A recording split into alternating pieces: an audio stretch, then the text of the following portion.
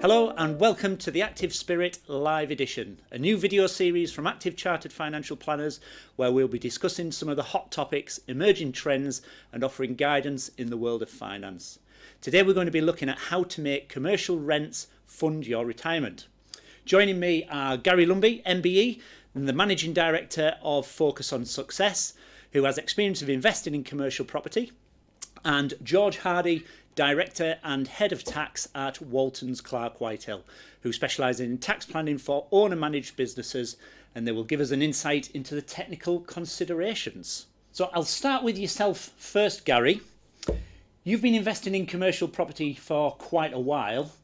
How long in advance of making such transactions did you start planning for that? It was about 10 years ago that we started, first of all, looking at commercial property as a means of generating income for our future and our future retirement. And it probably took us around about a couple of years really to find the right property and then to understand the complexities of what is on offer from a pension fund point of view. And then it took a while longer to actually complete the transaction. So it's certainly something that you can't do overnight, but it's certainly something that's worth persevering with. And if you get it right, it's very beneficial. And what were your main drivers in doing that in the first place?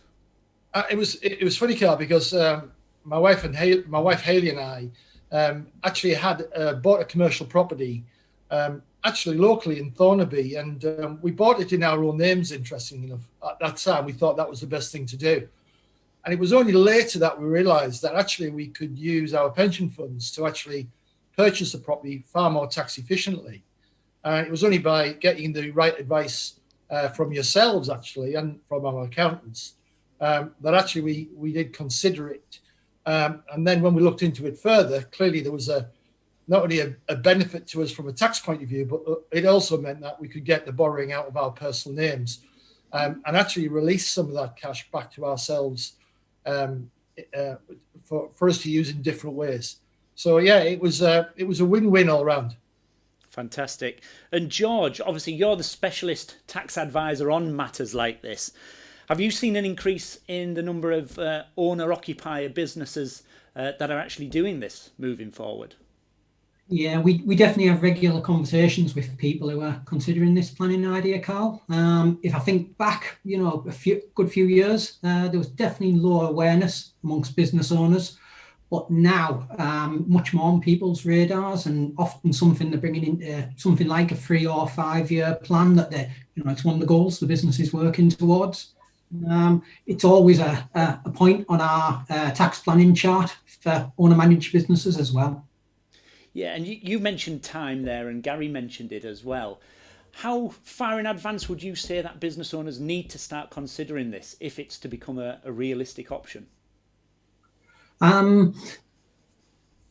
With it, you're often looking at, what funds might be within the pension scheme and whether you're starting from scratch or whether there's existing funds.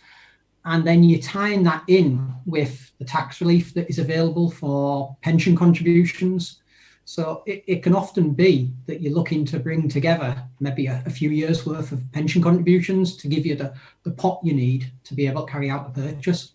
So early planning is essential. Fantastic. And again, you mentioned the tax there. There are obviously some clear tax advantages of doing this. Would you mind just summarising what they are?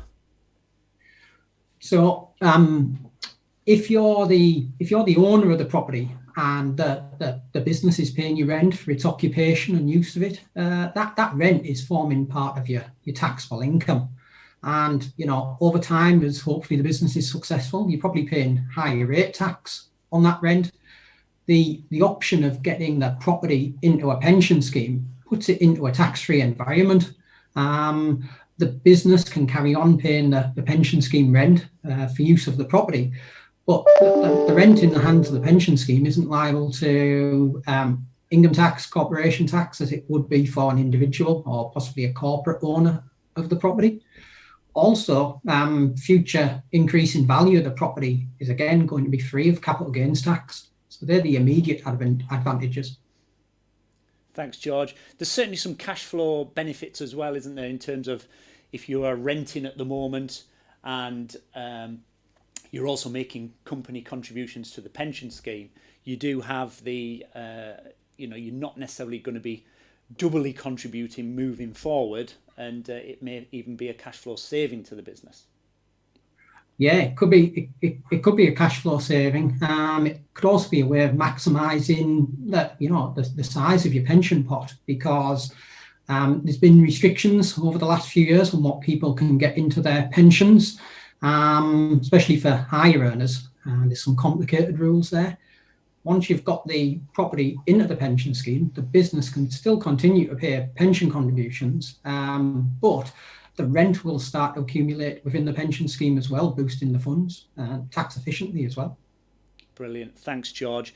And Gary, final words over to you, really. You've been through the process.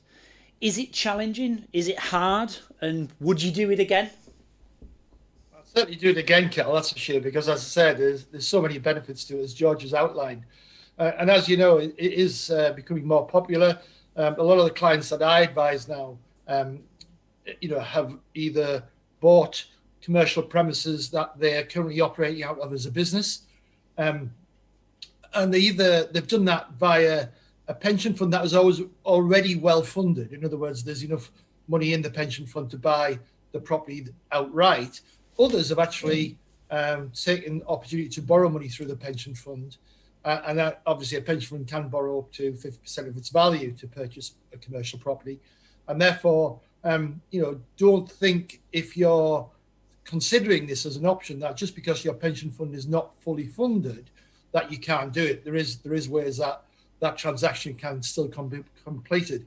But clearly, if you are adding more complexity to the transaction by borrowing money from the fund, that is going to delay the purchase. There's no doubt about that.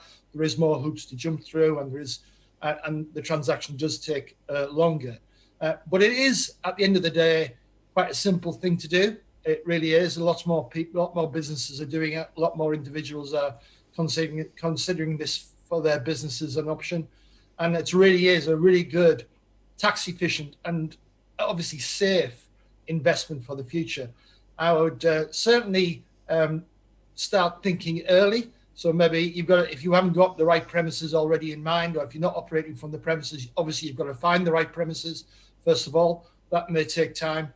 Then the transaction's going to go through. So as George said, probably 1 or 2 years is probably a good time to start thinking about this.